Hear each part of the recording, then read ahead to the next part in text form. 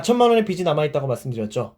그에 대한 이자가 현재 10만 원도 채 안 됩니다. 이자를 내고 나머지의 월세는 제 수입이 되는 거죠. 이게 어떻게 가능했을까요?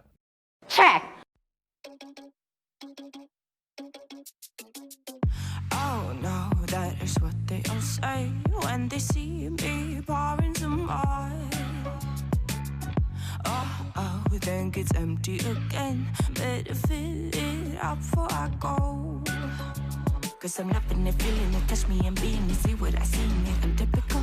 Messing around with it, mix it up, go with it, flow with it, let it all go. Oh Lord, think you know what I'm like, but you don't fall, you lose control. 안녕하세요. 30대 자산가입니다. 오늘은 저의 얘기를 조심스럽게 꺼내볼까 합니다. 저는 2015년에 현 회사에 입사하여 5년차에 접어든 평범한 월급쟁이인데요. 제 나이 30살, 저는 목표를 두고 있던 아파트 한 채, 오피스텔 한 채를 소유하게 되었습니다. 이 중 오피스텔에서는 매달 60만원씩 월세를 받고 있습니다. 나는 저 사람보다 돈 많은데? 집 많이 갖고 있는데? 비싼 집 갖고 있는데? 이와 같이 저보다 더 많은 재산을 가지고 계신 분들이 분명 많이 계실 겁니다. 저도 잘 알고 있습니다. 저는 부자는 아닙니다. 하지만 부자가 되기 위해 노력해왔고 앞으로 더 노력해서 경제적 자유를 얻을 사람이라 생각하며 살아가고 있습니다. 사실 제가 이 영상을 올리려는 이유는 정확히 두 가지입니다. 먼저 저희 집이 그렇게 잘 사는 것도 아니고요. 제 월급이 누군가를 놀라게 할 만큼 대단하지 않은 금액을 받고 있기 때문입니다. 다시 말해 평범한 사람도 노력만 한다면 할 수 있다는 것을 보여드리며 제 경험을 통해 단 한 분이라도 도움이 되시길 바라는 마음에서 제 이야기를 꺼내보려 합니다. 두 번째 이유는 제 친구들 때문입니다. 친구들과 술을 한잔하면서 이야기를 하다 보면 자주 꺼내는 말들이 있습니다. 진짜 돈 모으기 힘들다. 나는 이번 생에서는 집 못 살 것 같아. 라는 이야기들을 많이 합니다. 이런 제 친구들의 이야기를 들으면서 더 많은 사람들이 저런 생각에 스스로 낙담하고 있거나 방법을 잘 몰라서 그런 것 뿐인데 그저 이번 생에서는 난 안 돼 라며 스스로를 찍어 누르며 포기하고 있는 건 아닐까라는 생각에 조금은 가혹할 수 있지만 현실적으로 돈을 모아왔던 내 얘기를 많은 분들에게 해드리면 어떨까 라는 생각하에 이렇게 영상을 찍게 되었습니다. 그럼 바로 지금부터 본론으로 들어가서 제가 30살 나이에 부동산 2채를 살 수 있었던 저의 경험을 공유해드리겠습니다. 먼저 첫째, 월급을 철저히 통제했습니다. 저희 월급은 대략 250에서 270만원 정도를 받는 그저 평범한 직장인입니다. 저는 대학교를 다닐 때부터 목표를 하나 세웠었습니다. 정말 열심히 살아서 32살 안에는 꼭 내 집 장만하겠다는 소소하지만 당찬 목표를 세웠죠. 이때 제가 스스로 다짐한 게 하나 있습니다. 바로 고통 없는 성공은 없다. 부자인 척 돈을 펑펑 쓰거나 명품으로 나를 치장하지 말고 훗날 부자가 되기 위해 지금은 조금 빡빡해도 어리니까 괜찮다. 나이가 들었을 때 그때 한번 보자. 저는 이 생각을 토대로 현재까지 살아오고 있습니다. 그 첫 번째 단계를 저는 제 월급을 철저히 통제했습니다. 월급이 들어오면 무조건 적금에 제 월급의 70, 80%를 바로 이체하고 나머지의 돈으로 한 달 생활을 꾸려나갔습니다. 경조사 등이 있거나 꼭 나가야만 하는 돈이 있는 경우 70%의 월급만 적금에 이체했고 이외에 돈 쓸 일이 없을 때는 월급의 80%를 이체하며 생활했습니다. 혹시 이렇게 돈을 모아보신 분들은 잘 아시겠지만 이게 정말 쉽지 않고 어렵거든요. 더군다나 저는 입사 후부터 근 몇 년을 거의 이런 식으로 생활해 왔으니까요. 사실 월급의 대부분을 모아오다 보니 제한되는 것도 정말 많았습니다. 맛있는 거 덜 먹어야 되죠. 여행에 돈을 많이 투자할 수가 없죠. 여자친구한테 좋은 선물 못 해주죠. 등등 여러 가지가 정말 많았습니다, 사실. 이때 저는 집에서 밥을 먹다 보니 집밥 먹는 게 오히려 더 편해져서 돈을 덜 쓰게 되었고 여행은 제 직장 자체가 여행과 관련된 일이라서 사실 돈을 들이지 않아도 가끔씩 여행을 갈 수 있는 상황이 있었습니다. 큰 축복이었죠, 사실. 여자친구는 아무래도 제가 빡빡하게 생활을 하다 보니까 자연스럽게 상대 여자친구도 제 이 모습을 좋게 봐주고 여자친구의 마인드 또한 저와 비슷한 사람을 자연스럽게 만나게 되면서 오히려 서로 다독이면서 힘이 돼줄 수 있었던 것 같습니다. 그래서 전 돈을 독하게 모으고 싶으시다면 일단 월급이 이체되면 최소 70% 이상은 먼저 저금을 하고 남은 돈으로 생활비를 써야 된다고 말씀드리고 싶습니다. 둘째, 좋은 걸 사는 게 아니라 필요한 걸 샀습니다. 서두에 잠깐 말씀드렸지만 저는 좋은 명품이나 물건을 사는 것은 저를 좋아 보이게 치장할 뿐 저라는 사람 자체가 명품이 되지 않는 이상 거치대에 불과하다고 생각합니다. 그래서 무언가를 사려고 고려할 때 좋은 것을 사는 것보다 정말 나에게 필요한 것인지 판단하고 구매했던 것 같습니다. 자동차를 안 산 것을 좋은 예로 들어볼 수 있을 것 같은데요.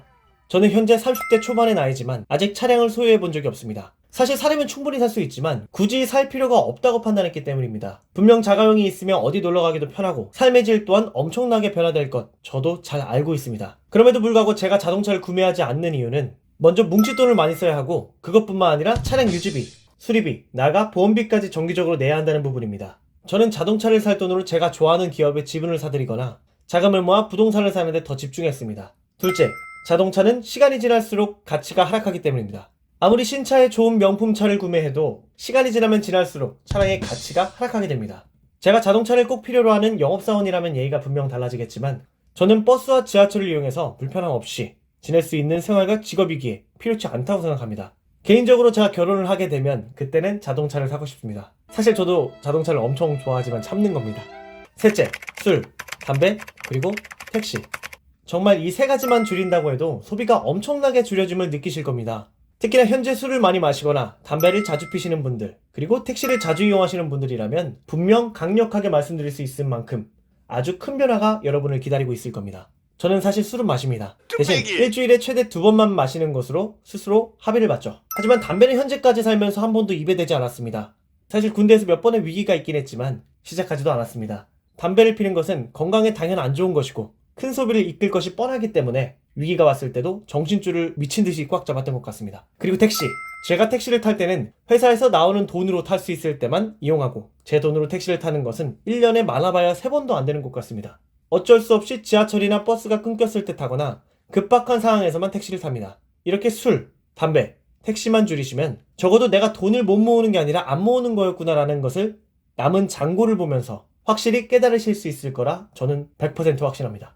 넷째, 공부하라. 투자에 대해. 저는 어쩌면 제 전공보다 돈에 대해 더 관심이 많았다고 해도 과언이 아닐 정도로 돈, 그리고 경제적 여유를 갖고 싶다는 생각을 많이 가져왔습니다. 아무래도 소비를 줄이다 보면 친구를 만날 수 있는 시간도, 이성 친구를 만날 수 있는 시간도 많이 줄게 됩니다.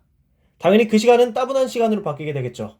저는 이 시간에 공부를 하기로 마음먹었습니다. 돈과 투자에 대해서 말이죠. 부동산과 주식에 관심이 많아서 비는 시간에는 책이나 영상들을 보면서 꾸준히 공부해왔습니다. 이렇게 되면 내가 열심히 모은 뭉칫돈, 다시 말해 종잣돈이 생길 것이고 이 돈을 어떤 식으로 활용해야겠다는 구상이 떠오르게 됩니다. 그래서 제가 여러분께 말씀드리고 싶은 것은 무조건 소비를 줄여라, 그리고 버텨라, 이것이 아니라 소비를 최대한으로 줄여서 종잣돈을 확보한 후 그 확보된 돈으로 부동산, 주식, 아니면 다른 어떤 투자처가 있다면 그것에 뛰어들라고 권유드리고 싶습니다. 아까 말씀드린 제 두 채의 부동산에는 제 돈이 100% 들어가 있는 것이 아닙니다. 아파트에는 2억이 깔려 있으며 오피스텔에는 아직 4천만원가량의 부채가 남아 있습니다. 아파트는 제가 산 가격보다 대략 1억 정도 높게 팔리고 있는 현 상황이고 오피스텔 또한 3천만원 정도 오른 것은 물론 매달 60만원의 월세까지 받고 있습니다. 제가 4천만원의 빚이 남아있다고 말씀드렸죠. 그에 대한 이자가 현재 10만원도 채 안됩니다. 이자를 내고 나머지의 월세는 제 수입이 되는 거죠. 이게 어떻게 가능했을까요? 바로 공부했기 때문입니다. 여러분, 가만히 있으면 변하지 않습니다. 바뀌고 싶으시면 움직이고 힘을 들여야 합니다. 그 첫걸음이 사실 내딛기가 힘들어서 그렇지 막상 내딛고 조금씩 유지하다 보면 습관이 됩니다. 그 습관 믿어보세요. 마지막 5번째, 포기하지 마라. 꾸준함이 제일 중요하다. 이 부분이 제가 말씀드린 부분 중 가장 사소하지만 중요한 부분일 수 있습니다. 직접 해보시면 아시겠지만 하지 말까? 그만할까? 이런 생각을 분명 하시게 될 겁니다. 저 같은 경우에는 계속 이렇게 살아왔기 때문에 여러 이야기들을 많이 들어왔습니다. 친구들이 야 그렇게 살아도 집 하나 못 산다. 나와 놀러가자. 그렇게 모아서 돈 언제 모으냐? 그냥 편하게 살아. 그리고 직장에서 동기들에게는 이런 이야기도 들었습니다. 놀 거 놀고 천천히 모아요. 안 힘들어요? 많은 유혹과 포기하고 싶은 상황들.